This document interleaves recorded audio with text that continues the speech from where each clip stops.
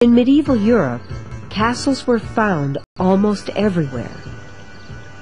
The fact that so many castles were built shows how much fear people lived with back then. Castles were almost always the biggest buildings for miles around.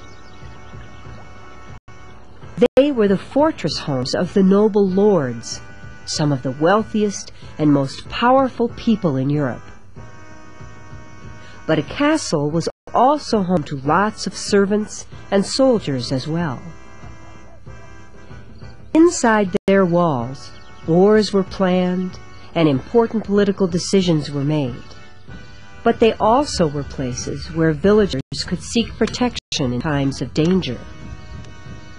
Castles were built in places that were easy to defend. And it is interesting to look at the design of a castle to learn the many ways in which it protected the people inside.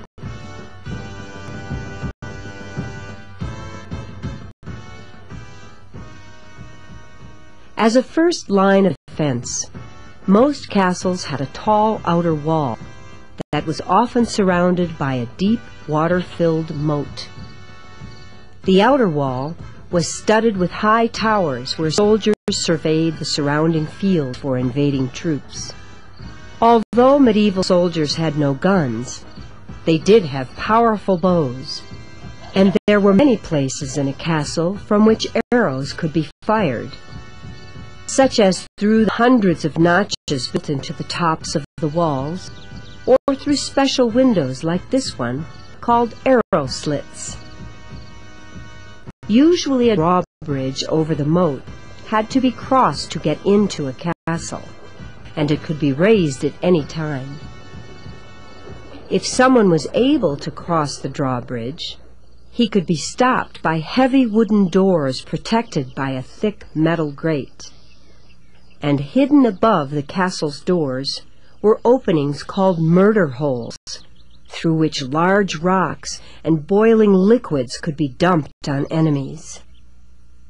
If someone managed to get through the doors, he would find himself in an enclosed courtyard where the stables were located and where villagers came for protection in times of war.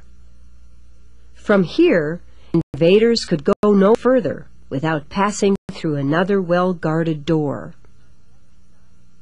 On the other side of this door was a second large courtyard where the great stronghold, the best fortified part of the castle, was located. The lord of the castle usually lived with his family in a tower within the walls of the stronghold. Inside this tower, his servants climbed winding stone staircases to get from floor to floor. Here, within the castle's biggest room, the great hall, the lord met with people and also ate his meals. The main meal, which was served at 10 in the morning, took several hours to eat, and hands were always used since there were no forks back then. To show their important social position, medieval lords and their families dined at a table that was raised above everyone else.